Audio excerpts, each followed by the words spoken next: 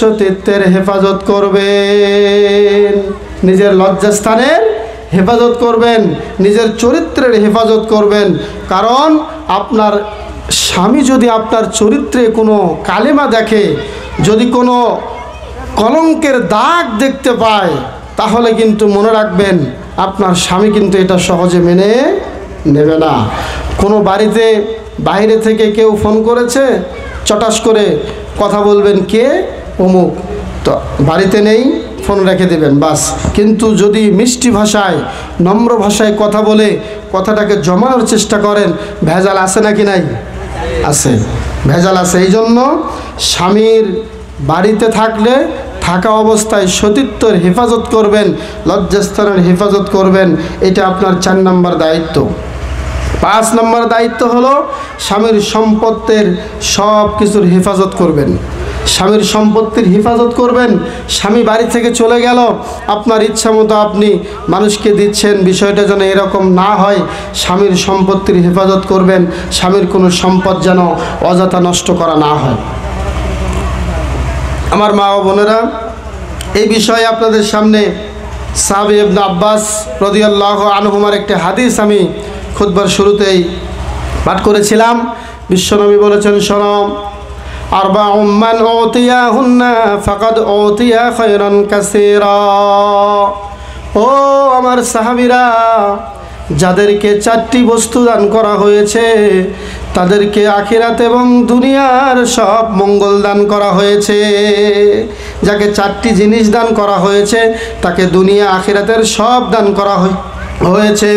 বিশ্বনবী বললেন, শোনো শোনো, ইমাম বাইহাকি হাদিসটি বর্ণনা করেছেন। 1 নম্বর হলো কলবুন শাকির, যেই কলব, যেই অন্তর সবসময় আল্লাহর শুকরিয়া আদায় করে, যা আছে এটাতেই শুকরিয়া, কোনো লোভ করে না। যেই অন্তর আল্লাহর শুকরিয়া আদায় করে, এমন অন্তর যারা পেল, এই কলবুন শাকির, কৃতজ্ঞশীল অন্তর আত্মা যাদের আছে, এরা হলো দুনিয়া এবং আখিরাতের সব কল্যাণ পেয়েছে। 2 নম্বরে হলো ওয়ালিসানুন যাকির, যারা সর্ব অবস্থায় যেই জবানটা আল্লাহর জিকির করে, রাস্তা দিয়ে চলতেছে সুবহানাল্লাহ, সব সময় বলতেছে আলহামদুলিল্লাহ, ওয়ালা ইলাহা ইল্লাল্লাহ, আল্লাহু আকবার, আস্তাগফিরুল্লাহ, লা হাওলা ওয়ালা কুওয়াতা ইল্লা বিল্লাহ, আল্লাহুম্মা আনতাস সালাম ওয়া মিনকাস সালাম, তাবারাকতা ইয়া যাল জালালি ওয়াল ইকরাম, আল্লাহুম্মা আনতা রাব্বি লা ইলাহা ইল্লা আনতা খালাকতানি। যত দোয়া আছে সব সময় লিসানুন যাকির, এমন জবান, যে জবান দিয়ে সব সময় জিকির করতে থাকে। এই জবান, যেই জবান সব সময় জিকির আজকার করে, এই জবান যাকে দেওয়া হয়েছে, এই ব্যক্তি দুনিয়ায় আখিরাতের কল্যাণ পেয়েছে। 3 নম্বরে হলো বিশ্বনবী বলেছেন, ওয়া বাদানুন আলাল বালায়ে সাবিরুন, এমন শরীর, যেই শরীরটা কোনো বিপদ আসলে ধৈর্য ধারণ করে, কোনো অবস্থায় বিপদ এসেছে তো সবর করে, সর্ব অবস্থায় ধৈর্য ধরে, এই লোকটাও দুনিয়া এবং আখিরাতের অনেক কল্যাণ পেয়েছে।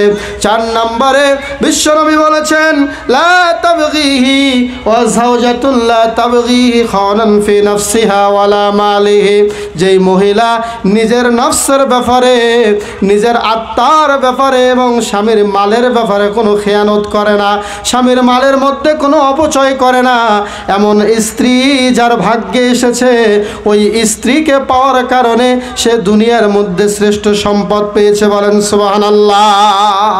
আমার মা বোনেরা, যার পরিবারে অর্থের অভাব নাই, কিন্তু স্ত্রী যদি চরিত্রহীনা হয়, এই পরিবারে কোনো শান্তি আছে? শান্তি নাই। স্ত্রী চরিত্র যদি ভালো হয়, একজন স্বামী বিদেশ করতেছেন 10 বছর যাবত, কিন্তু এত 10 বছর যাবত বিদেশ করার পরেও স্ত্রীর চরিত্রের মধ্যে কোনো কলঙ্কের দাগ পড়ে নাই, এই স্ত্রী চেয়ে উত্তম সম্পদ পৃথিবীর বুকে আর হতে পারে না। সুবহানাল্লাহ। এমন স্ত্রীর ঘরেই জন্ম নেবে ইমাম বুখারী রাহিমাহুল্লাহ, এমন স্ত্রীর ঘরেই জন্ম নেবে ডক্টর মিজানুর রহমান আজহারি, এমন স্ত্রীর ঘরেই জন্ম নেবে শেখ আহমদুল্লাহ, এমন স্ত্রীর ঘরে জন্ম নেবেন আমাদের মেয়ে সাহেবের মতো সন্তান, এমন স্ত্রীর ঘরেই জন্ম নেবেন শেখ মাসুদুল আলম আলমরি, এমন স্ত্রীর ঘরে জন্ম নেবেন আমাদের আব্দুর রাজ্জাক বিন ইউসুফ, আমাদের ডক্টর মুজাফফর বিন মহসিন, বিজ্ঞ আলেম জন্ম নেবেন ওই স্ত্রীর ঘরে যেই স্ত্রী সর্ব অবস্থায় স্বামীর সম্পত্তির হেফাজত করবে এবং নিজের আত্মমর্যাদা ঠিক রেখে চলবে। বলেন সুবহানাল্লাহ। তাহলে এটা আপনাদের 5 নম্বর দায়িত্ব, যে স্বামীর সম্পদের হেফাজত করা। 6 নম্বর দায়িত্ব হলো ছেলে মেয়েকে দেখাশোনা করা।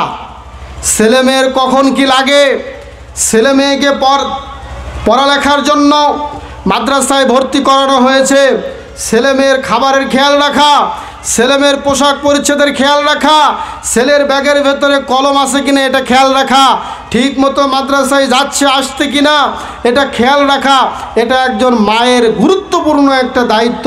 কি বলেন, ঠিক কিনা? এর সাথে সাথে যখন আপনার সন্তান হবে, সন্তান হলে সন্তানকে পুরো 2 বছর দুধ খাওয়ানো। বলেন সুবহানাল্লাহ। এখন কিছু মডার্ন মার্কা নারী এসেছে, তারা বডি ফিটনেস ঠিক রাখার জন্য তারা স্ত্রীকে বুকের দুধ দেয় না। বলেন নাউজুবিল্লাহ।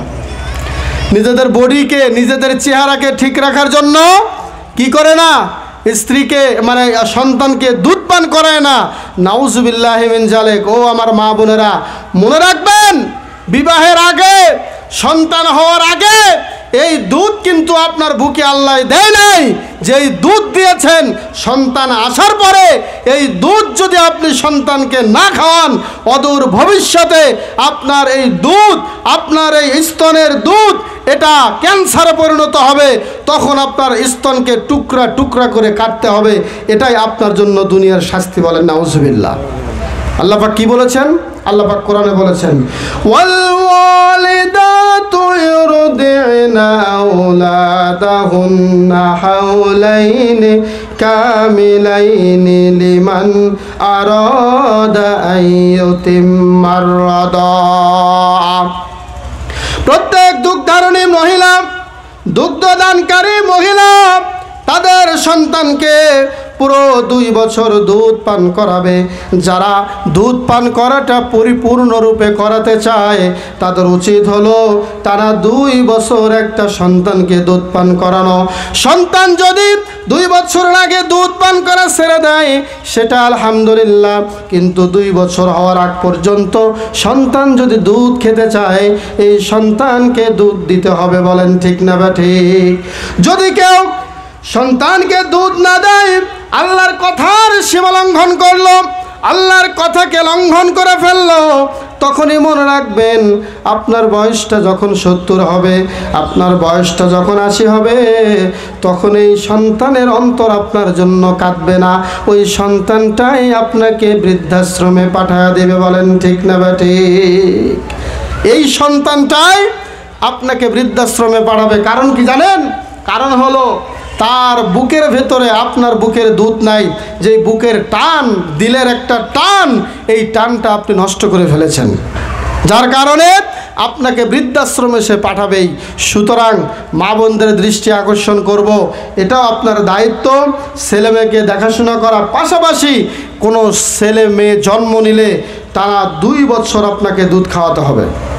এখন আপনারা যত কিছুই খাওয়ান, যদি আমরা এই যে ফার্মের মুরগি বলি, আমরা ড্যানো বলি, আর এই কি বলে ল্যাকটোজেন 1 বলেন আর ল্যাকটোজেন 2 বলেন, যত কিছুই কেনেন না কেন, নিচে দেখবেন একটা লেখা আছে, সেটা হলো মায়ের দুধের বিকল্প কোনো দুধ হয় না।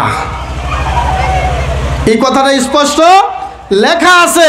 প্রত্যেকটা ড্যানো বলেন আর যাই বলেন, যাই খাওয়ান না কেন, সব কিছুর নিচে লেখা আছে যে মায়ের দুধের বিকল্প কিছু হয় না। আপনি যত কিছুই খাওয়ান না কেন, একটা সন্তান 2 বছর দুধ পান করলে প্রায় 80 মনের মতো দুধ একটা সন্তান তার মায়ের বুক থেকে পান করে। সুবহানাল্লাহ। এত দুধ পান করার কারণ একটাই, তার যে শক্তি, তার যেই সুষম দেহ এটা আপনার দুধের মধ্যে আল্লাহ দিয়েছেন, এই দুধ সে পৃথিবীর কোথাও পাবে না। না দিলে আপনার সন্তানটার হার্ট স্ট্রোক হবে, হার্ট দুর্বল হয়ে যাবে, ভালো মতো ব্রেনের কোনো শক্তি আসবে না, চতুর্দিক দিয়ে সন্তান নষ্ট হয়ে যাবে। অতএব 6 নাম্বার দায়িত্ব আপনাকে অবশ্যই সন্তানকে দেখাশোনা করা এবং পূর্ণ 2 বৎসর আপনার তাকে দুধ পান করাতে হবে। আমরা যত কিছুই দেখি না কেন, কোনো ন্যাচারাল কোনো ভ্যাকসিন যাই বলি না কেন, কোনো কিছুই কিন্তু মায়ের দুধের সমান হবে না। অতএব আমাদের উচিত 6 নম্বর দায়িত্ব বুঝে নেবেন, দুধ খাওয়াতে হবে পুরো 2 মাস, ছেলে মেয়েকে কন্টিনিউ 100% দেখাশোনা করতে হবে। নাম্বার 7 হলো পুরো বাড়িটাকে আপনাকে ম্যানেজ করতে হবে। পুরো বাড়ির ভেতরে কোথায় কি লাগবে, কোথায় কি প্রয়োজন, এটাকে আপনার ম্যানেজ করতে হবে। এই দায়িত্ব আপনার। স্বামী বাইরে থাকে, তিনি সব জানবেন না। কোথায় কি প্রয়োজন, কি লাগে, এটা আপনি ম্যানেজ করবেন। স্বামীকে একটু ফোন দিয়ে বলবেন বা নিয়ে আসতে বলবেন মিষ্টি ভাষায় যে এটা প্রয়োজন, এটা নিয়ে আসলে ভালো হয়। এটা যদি আপনি না করেন তাহলে বাড়ির মধ্যে একটা হযবরল সৃষ্টি হবে। সব কিছু আপনাকে ম্যানেজ করতে হবে। এরপরে শুধু তাই নয়, স্বামীর অপছন্দনীয় কোনো ব্যক্তিকে আপনি বাড়িতে ঢুকতে দেবেন না। যাকে স্বামী অপছন্দ করে, যাকে দেখতে পারে না, যার কথা শুনলে স্বামী রাগান্বিত হয়, এমন কোনো ব্যক্তিকে আপনার বাড়িতে আপনি ঢুকতে দেবেন না। সে যদি আপনার বাবাও হয়, সে যদি আপনার মাও হয়, সে যদি আপনার বান্ধবী হয়, সে যদি আপনার চাচা হয়, সে যেই হোক, আগে আপনার স্বামীর সাথে সম্পর্ক ভালো করাবেন, তারপরে আপনি বাড়িতে ঢোকার অনুমতি দিবেন। এর মানে এই নয় যে শ্বশুরকে ঢুকতে দেবেন না, আমি এটা বলছি না। যদি কোনো বিষয়ে মন মালিন্য থাকে, শ্বশুরের সাথে জামাইয়ের, শাশুড়ির সাথে জামাইয়ের, এটাকে আপনার ম্যানেজ করতে হবে, সমাধান করার চেষ্টা করতে হবে। কারণ একজন মেহমান বাড়িতে আসলে রাগান্বিত অবস্থায় 2 পক্ষ থাকলে এই বাড়িটা সুন্দর হয় না। এটা আপনার দায়িত্ব। আরেকটি দায়িত্ব হলো 9 নাম্বার, স্বামীকে আর্থিকভাবে সহযোগিতা করতে হবে। স্বামী কোনো বিপদে পড়েছে, আপনি বলতেছেন স্বামীর বাড়িতে, স্বামীকে বলছেন যে 1টা টাকাও বাড়ি থেকে আনতাম না, তোমার অর্থ নাই, তোমার টাকা নেই, তুমি কিনতে পারো না, আমার বাবার থেকে চাও কেন? না, এইভাবে বলবেন না। আপনার স্বামী আপনাকে বলতেই পারে যে একটু তোমার বাড়িতে বলো যে আমার 10,000 টাকার দরকার, একটু সহযোগিতা করতে পারে কিনা। তবে হ্যাঁ, যে সমস্ত খাটাস মার্কা পুরুষ আছে, শুধু চায় আর চায়, তাদের কথা ভিন্ন, আমি তাদের কথা বলছি না। আপনার স্বামী একদিনও আপনার বাবার কাছ থেকে 1টা টাকাও চাইলেন না, হঠাৎ করে হয়তো বা তার ছেলেকে বিদেশে পাঠাচ্ছেন, 5 লক্ষ টাকার প্রয়োজন হলো, আপনাকে বলল বিবি তোমার বাবাকে বলো 1 লক্ষ টাকা ধার দেখ, ছেলে বাহিরে যাবে, বাহিরে থেকে আসলে অথবা বাহিরে গেলেই টাকা আমি পরিশোধ করে দেব। কিন্তু আপনি চটাস করে উঠে বললেন না না, আমার বাবার বাড়ি থেকে 1 টাকাও দিতাম না। এটা কি মহব্বত বাড়বে নাকি আরো এই ঝগড়া বাড়বে? ঝগড়া বাড়বে। এরকম করা যাবে না। আর্থিকভাবে সহযোগিতা করবেন। আপনারা জানেন বিশ্বনবী যাদের বিবি খাদিজাকে বিবাহ করছিলেন, মনোযোগ দিয়ে শুনবেন, বিবি খাদিজা রাদিয়াল্লাহু আনহা একটা শরবতের গ্লাস নিয়ে তিনি যাচ্ছেন ঘরে, বাসর ঘরে। বিশ্বনবী বসে আছেন, বিবি খাদিজা আসতেছেন, শরবত খাওয়াবেন আল্লাহর নবীকে। হঠাৎ করে বিবি খাদিজা দেখতে পেলেন বিশ্বনবীর 2 চোখ দিয়ে পানি টস টস করে পড়ছে। বিবি খাদিজা অনেক চালাক মহিলা ছিলেন। তিনি আল্লাহর নবীকে বললেন ইয়া রাসূলুল্লাহ, তখনও তো তিনি নবী হন নাই। তিনি বললেন হে মুহাম্মদ, আমার প্রাণের স্বামী, আমি জানি আপনি কেন কান্না করছেন। বিশ্বনবী বললেন তাহলে বলো তো কেন কান্না করছি। এবার বিবি খাদিজা বলল হে মুহাম্মদ, আমি একজন বুড়ি বেটি, আমার বয়সটা 40 বছরের ওপরে হয়ে গিয়েছে। আমি জানি আমি একজন রাজদরবারের রাজকন্যা, অনেক প্রভাবশালী মহিলা। আমি আপনাকে প্রস্তাব দিয়েছিলাম, বিয়ের প্রস্তাব দিয়েছিলাম আপনার চাচার কাছে। আপনার চাচার কাছে প্রস্তাব দেওয়ার পরে আপনি আমার প্রস্তাব প্রত্যাখ্যান করতে পারেন নাই। মনে করেছিলেন যে হয়তোবা এই রাজদরবারের রাজকন্যা বিবি খাদিজার প্রস্তাব যদি আমি লঙ্ঘন করি, তাহলে হয়তোবা খাদিজার পক্ষ থেকে কোনো শাস্তি আরোপ করা হবে। হে মুহাম্মদ, এইটা মনে করে তুমি আমার মতো একজন বুড়িকে বিয়ে করেছ, এই জন্য বোধহয় তোমার চোখের পানি, অথবা এই জন্য, নতুবা আমি একজন সম্পদশালী নারী, এই জন্যই ভয়ে তুমি আমার প্রস্তাবে রাজি হয়েছ, এই জন্য তোমার চোখে পানি। এবার বিশ্বনবী বললেন, না রে না, ও খাদিজা, আমি এই জন্য কান্না করছি না। হে খাদিজা, আজকে তুমি আমার ঘরের প্রবেশ করেছো এক গ্লাস শরবত নিয়ে, আমার মনে অনেক কষ্ট। আজকে আমার বাবা দুনিয়ায় নাই, আমার বাবা যদি দুনিয়ায় থাকতো, হে আমার খাদিজা, হে বিবি, আমার বাবা আব্দুল্লাহ তোমাকে বুকে জড়ায়া ধরতো, ধরায়া তোমার কপালে একটা চুম্বন করে বলতো, আমার স্ত্রীর, আমার ছেলের স্ত্রী, আমার পুত্রবধূ খাদিজা, তোমাকে আমি কত স্নেহ করতাম, কত আদর করব, কত স্নেহ করতাম। আজকে আমার সেই বাবা দুনিয়া থেকে বিদায় নিয়ে চলে গিয়েছে। হে খাদিজা, আজকে আমার বাবা দুনিয়ায় বেঁচে নাই। এটা হলো আমার কান্নার প্রথম কারণ। 2 নম্বর কারণ হলো, আমার মা আমেনা আজকে দুনিয়ায় বেঁচে নাই। আমার মা আমেনা যদি বেঁচে থাকতো, তোমাকে কোলে তুলে নিত, কোলে তুলে নিয়ে কত আদর করত। আমি একটা ইয়াতিম বালক, আমার বাবা নাই, মা নাই, কোনো অর্থ নাই, কোনো সম্পদ নাই, একটা আংটি পর্যন্ত তোমাকে আমি দিতে পারলাম না, একটা কোনো স্বর্ণের জিনিস তোমাকে আমি দিতে পারলাম না। হে খাদিজা, আমার বাবা যদি থাকতো, আমার মা যদি থাকতো, তাহলে সারা শরীর তোমার গহনা অলংকার দিয়ে তোমাকে বরণ করে নিতে। বলেন সুবহানাল্লাহ। আল্লাহর নবী এভাবে খাদিজার সামনে কথাগুলো পেশ করছিলেন। হঠাৎ করে খাদিজা রাদিয়াল্লাহু আনহা বললেন, হে আমার প্রাণের স্বামী, আপনার কথা যদি এটাই হয়ে থাকে, তাহলে আমি আপনাকে এবার বলছি, শুনুন। এই মক্কার জমিনে যত অর্থ সম্পদ, ব্যবসা বাণিজ্য, উট দুম্বা ভেড়া যা কিছু আছে, সব কিছু আমি আপনার কাছে দান করে দিলাম। আজ থেকে সব কিছুর মালিক আপনি হয়ে গেলেন। এখন থেকে আমি খাদিজা সবচেয়ে ফকির হয়ে গেলাম। বলেন সুবহানাল্লাহ। তাহলে এবার আপনি বলুন, এবার আমার মতো বুড়ি একজন মহিলা, বিধবা একজন মহিলা, আমার মতো একজন ফকির, দরিদ্র, মিসকিন, এমন মহিলাকে আপনি স্ত্রী হিসেবে মেনে নিতে রাজি আছেন কিনা? তখন বিশ্বনবী বিবি খাদিজাকে বুকে জড়ায় আনিলেন, নিয়ে বললেন, হে আমার খাদিজা, তুমি আমার সময়ে এমন অর্থ দান করলে, আমার কাছে এমন অর্থ তুমি দান করেছ, এই দুনিয়া এবং আখিরাতের মধ্যে এই মুহূর্তে তোমার মতো এমন সম্মানী মহিলা আর হতে পারে না। বলেন সুবহানাল্লাহ। আমার মা বোনেরা, বিবি খাদিজা এত সম্পদের মালিক ছিলেন, সব সম্পদ তিনি আল্লাহর নবীর কাছে দান করে দিলেন ইসলামের জন্য।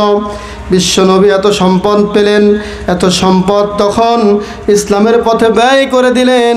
এই বিবি খাদিজা যখন মারা গেলেন, মারা যাবার পরে বিবি খাদিজাকে দাফন করার আগে বিবি খাদিজাকে তিনি কাপড় পরাচ্ছিলেন। কাপড় পরাইতে গিয়ে মাথা ঢাকলে পা বের হয়ে যায়, পা ঢাকলে মাথা বের হয়ে যায়। বিশ্বনবী খাদিজাকে মাথা ঢাকতে পারলে পা বের হয়ে যায়, পা ঢাকলে মাথা বের হয়ে যায়। তার মানে এত সম্পদের মালিক ছিলেন।